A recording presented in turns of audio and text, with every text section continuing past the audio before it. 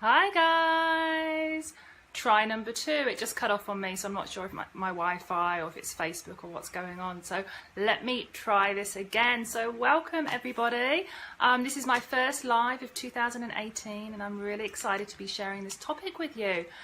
This topic is something that I have been implementing now daily since the start of this year, and I'm finding it's having huge impact on my health and well-being. And like many other practitioners, I just feel like this is a missing link in so many areas of our lives. So I'm talking about grounding. I know it's a huge topic and I know that lots of people are talking about it, but I wanted to talk about it today, and I just wanted to try and link it back to your hormones and just your general health, and really emphasize the importance of grounding for you, for your health, for chronic conditions, for acute ailments. So for those of you that don't know me, my name is Naomi. I'm a naturopath and nutritionist, and my job here is to help you connect the dots between your health, your happiness and your hormones. And grounding is a big dot because it's something that people don't do often. It's something we've sort of grown out of. As kids, maybe we did it. We were running around outside all the time. And it's something that I have seen make a change, make a difference in me very quickly and in others over time in terms of chronic health and inflammation. And if you start researching it, I started researching and I got so excited because there is so much research out there, tons and tons of research. And there's also visual research. There's lots of research out there with imaging, taking bloods, all sorts before and after, and we can really see that it has a huge impact. So I've got my notes just up on the board there just so I can kind of keep on track, because sometimes I miss things off, sometimes I go off on a tangent, sometimes I'm asked questions and forget what I'm going to say next. And so I've got my notes up like usual, so you might see me just looking to my notes if I need to.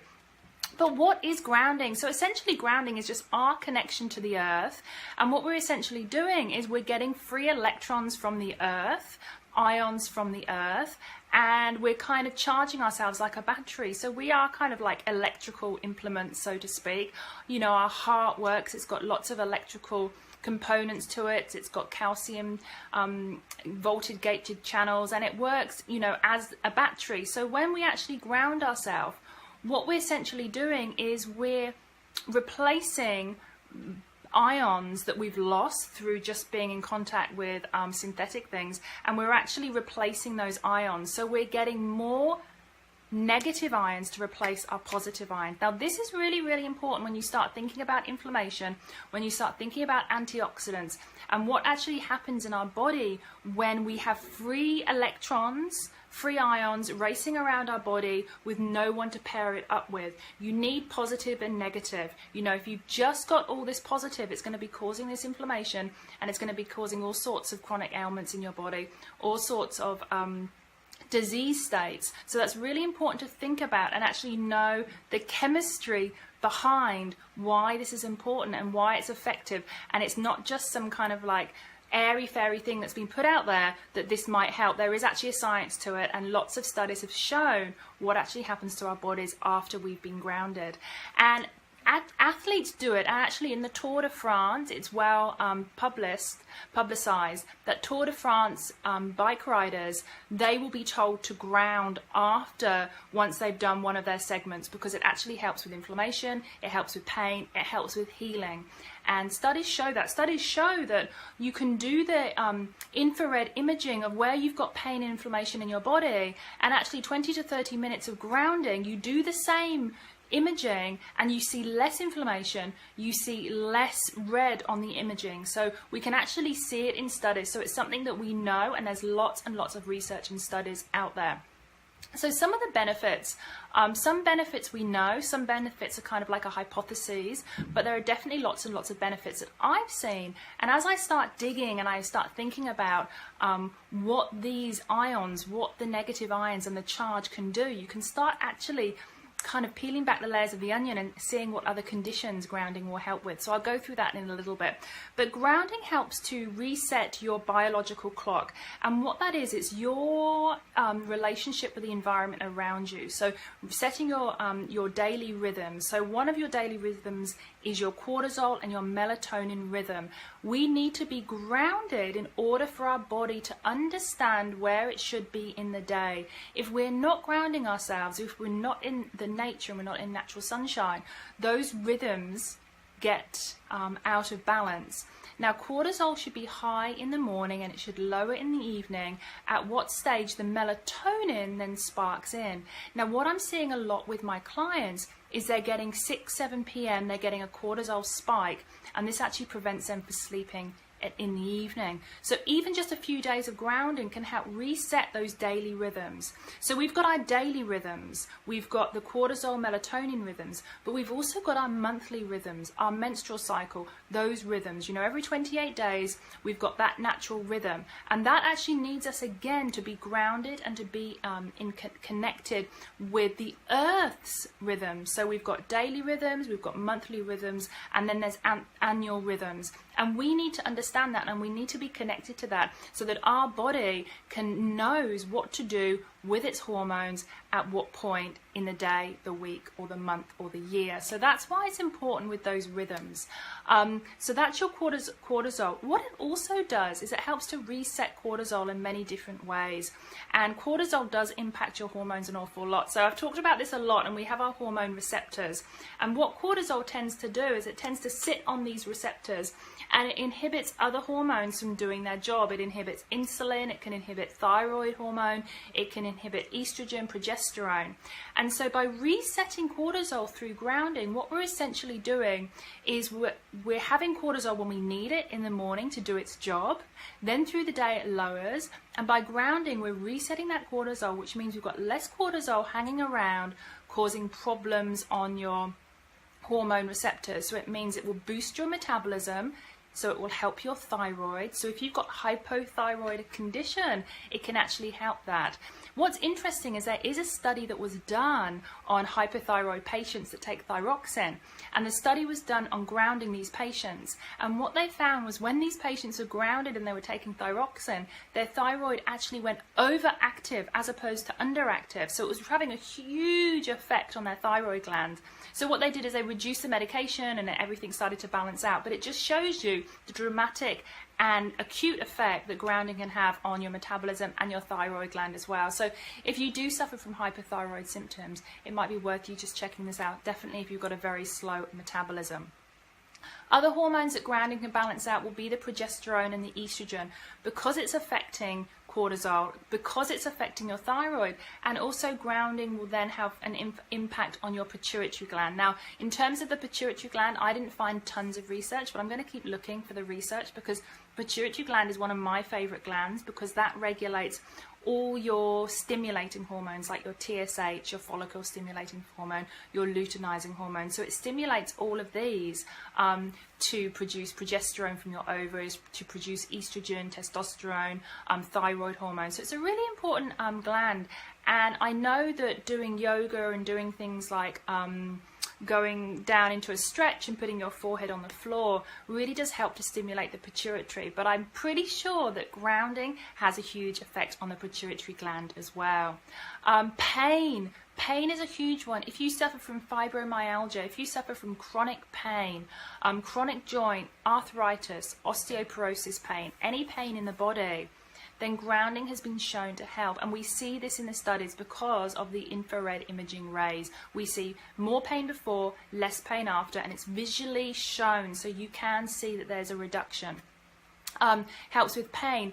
It also helps to reduce tumor regrowth. So tumor regenesis is where cancer tumors either grow because they're stimulated, or they regrow from an old tumor. So what should happen is our cells start to change, our immune system kicks in, our immune system goes to that cell, kills that cell, the cell dies, and then we don't get cancer. But because of lots and lots of reasons, tons and tons of different reasons, those cancer cells aren't being killed off. But it's shown that grounding helps to stop the formation of those cancer cells and tumor growth. And we'll talk about why in a minute, but that's a huge one. Another one is blood. So grounding is shown to thin the blood. It's also shown to help with heart conditions, like high blood pressure, any heart disease, heart palpitations, anxiety, which causes heart palpitations as well. So those are the main things. I'm just making sure I haven't missed anything.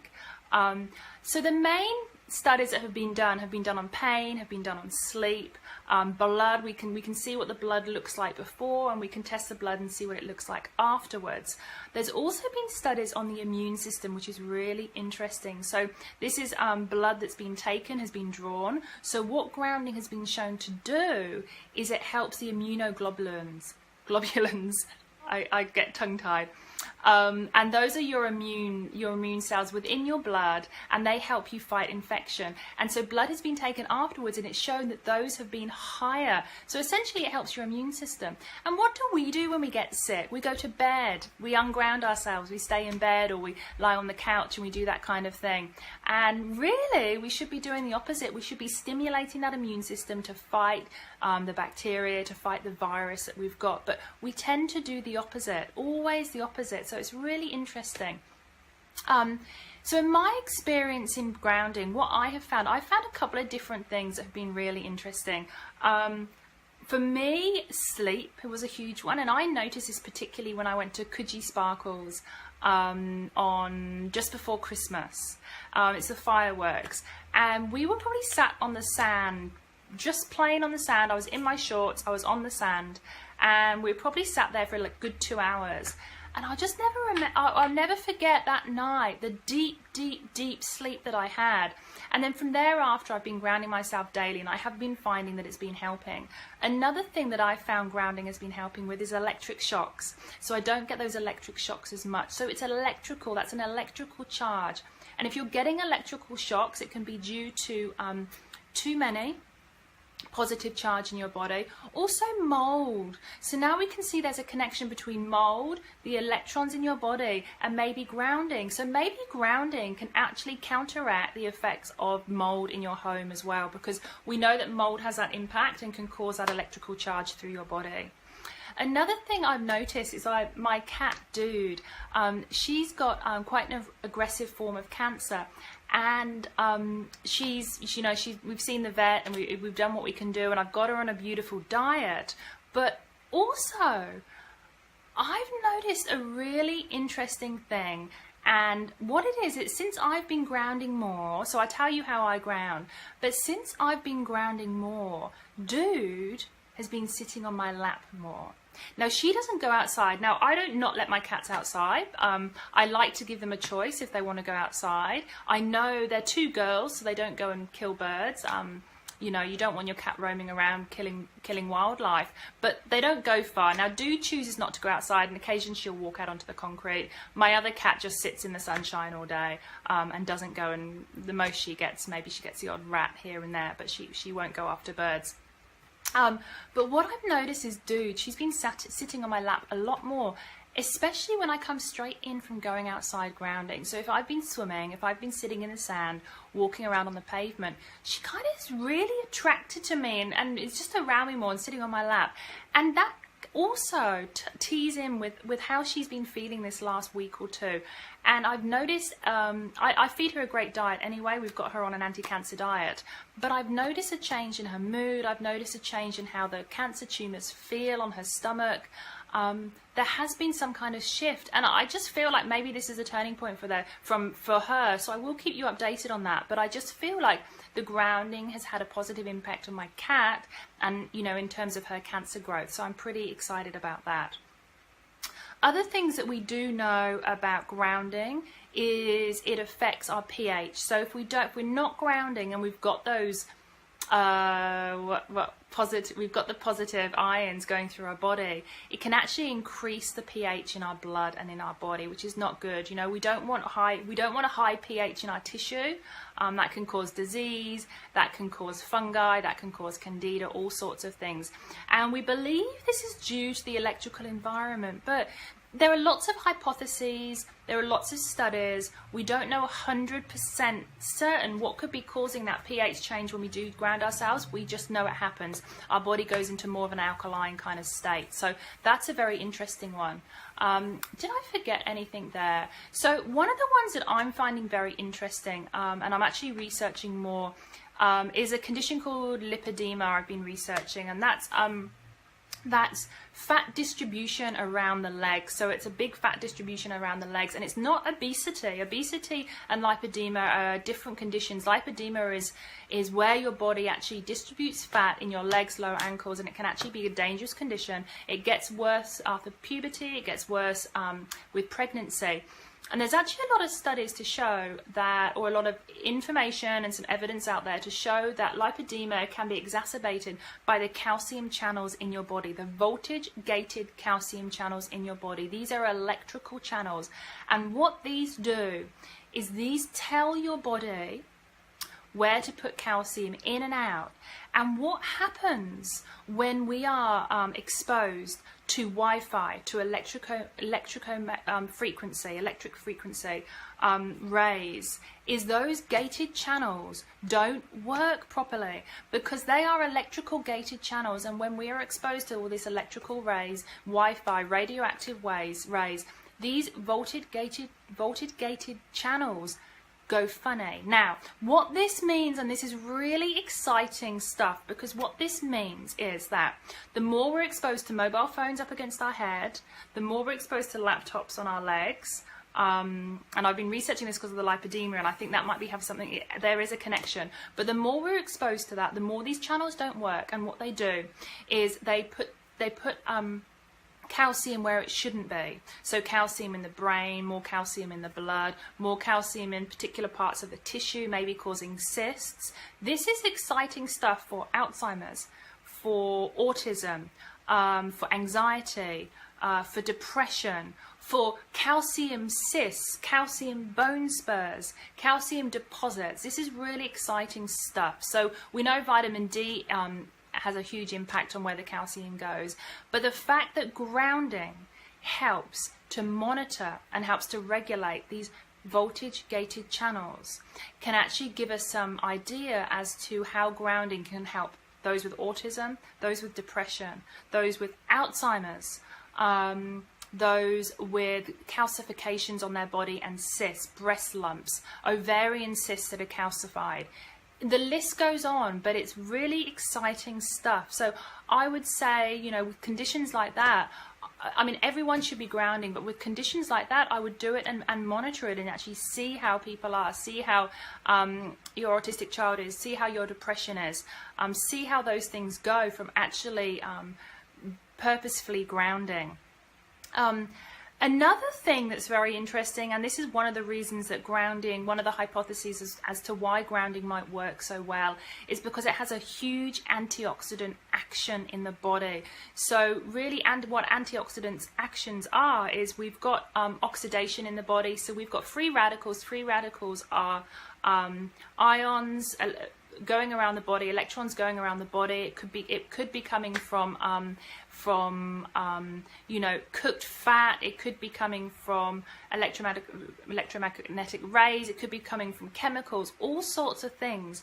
But what we do know is that grounding helps to balance this out, balance the free radicals that are going around causing all sorts of damage in your body, inflammation, pain, immune responses, weight gain, hormonal issues, immune issues. And what it goes and it balances it out, it bolsters it, it grabs onto it, it makes it so that it doesn't cause damage in the body. And that's what antioxidants do, and it looks like grounding actually has the same effect of taking antioxidants, maybe even better. So there's more research that's going to be done in that area, but that and the voltage gated calcium channel research is really exciting research, because this is something that's so easy to do, so simple, and it could have profound effects on these chronic health conditions. So you can tell that I'm really excited about this, because I find with a lot of clients, you know, who might be eating well, who might be exercising, doing what they need to do, but you ask them how often they ground, and people might be going for days, for weeks without grounding. And I know when I looked at myself, I really had to think about my lifestyle, and I really had to take it back and think, when am I actually going bare feet on the ground? When am I going out? When am I grounding? And if you look at your days, it's not as much as you think it is. So here's the thing about grounding, and I think I've done everything I needed to do. I probably haven't, because there's always so much that I want to get covered in these things, but I will be writing a blog on this, and I'm pretty sure I'm going to be back on tooting the horn of grounding anyway and answering more of your questions. But here's the thing about grounding. We can't ground. I'm on wooden floorboards, and you can't ground through wood. So if I'm inside all day, which sometimes I am, I'm not grounding. The good news is you can ground outside on the concrete. So if you just go bare feet, if you'll walk to your car and back in bare feet. So I've started doing that. I leave my shoes in the car. I walk to the car with bare feet. I've now started walking to, I walk 5 minutes away down to the coffee shop with my bare feet, and I'm even going to try and do some hiking with bare feet. So I know that's a bit excessive, but I'm just feeling it, you know, I'm feeling that's what I want to do. So I'm just going to go with how I'm feeling, with what my body is telling me to do.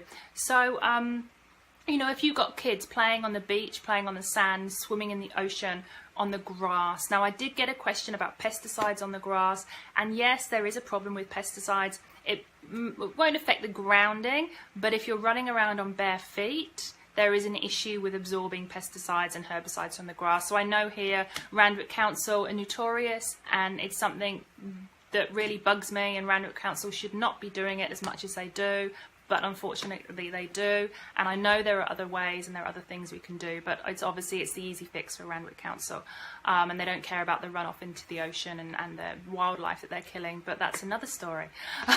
But you know, so grounding on the concrete, you can ground on the concrete, so walking to and from your car. You can ground on grass.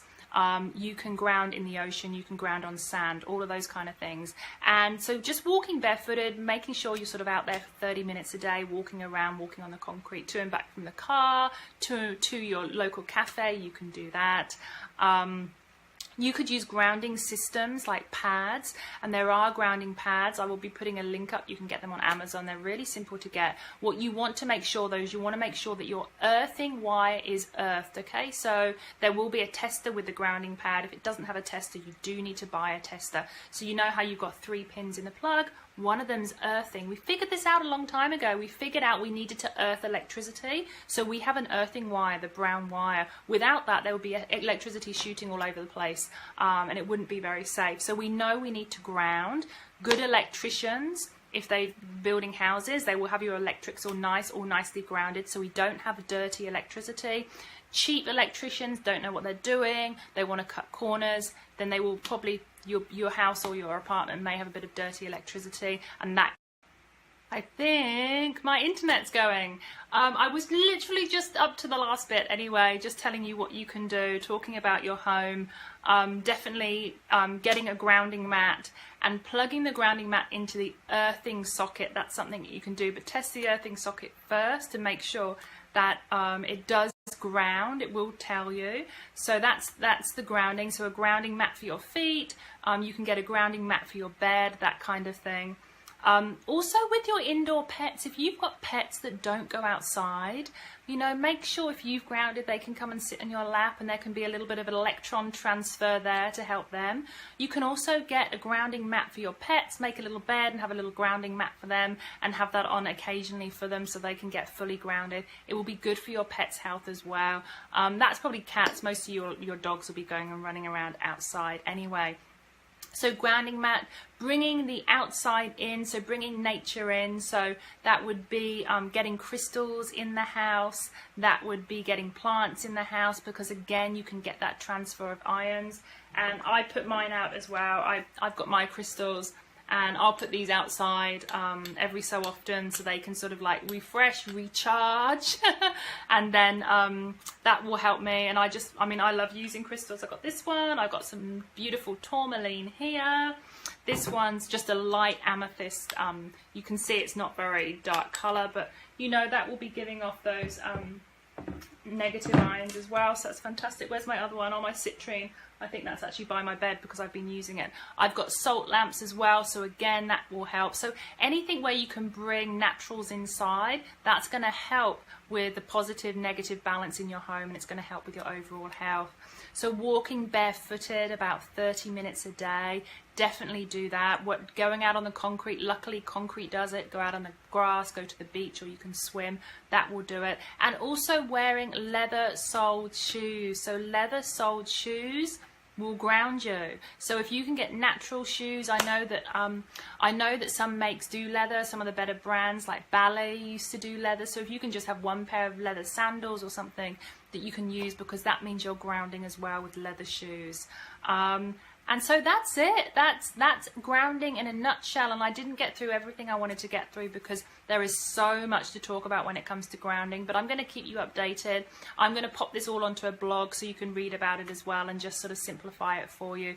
But definitely from the studies that I've seen, the research that's out there, the effect it's had on my health, the effect it's had on my beautiful cat who's down there, the effect it's had on her health as well, has been huge. So if you suffer from any chronic conditions like fibromyalgia, any chronic other pain conditions, hypothyroidism, obesity, lipedema, cancer, dementia, depression, anything like that, please, or if you've got any kids that are hyperactive, or if you suffer from anxiety or autism or anything like that, please look at grounding as a vital part of your daily routine, around 20 to 30 minutes a day. So I hope this has helped you. This is part 2 because I cut off before, so you can just go underneath this video and you'll find part 1 where I talk about all the benefits and hypotheses and research that's out there in relation to grounding. So I hope you enjoyed this. It was so fantastic to be back. This was my first live of 2018, and I'm going to continue to do these lives weekly. I will let you know what topics I will be discussing next week, and I will let you know what time, because it's going to be the same time each week. I've just got to figure that out myself. So have a fantastic day, everyone. Enjoy the week, and I'll chat to you next week. And if you've got any questions, pop them below. Bye.